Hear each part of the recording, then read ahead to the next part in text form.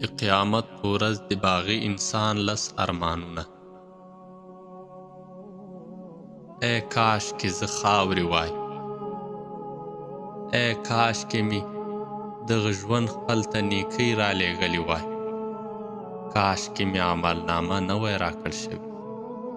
ای تباهي زما، کاش کې نه می وای نیولی فلانی دوست. ای کاش کې د الله او د الله د رسول مو منلی وای. ای کاش کې نیولی می وای له رسول الله سره لار. وای عذاب لیدونکي، آیا شته بیرته تللو د دنیا ته کومه لار؟ ای کاش کې می شریک نه وای نیولی له خپل رب سره. ای کاش کې موږ واپس شو او دروغ ونه ګڼو آیاتونه د رب مو او شلو مؤمنانو څخه.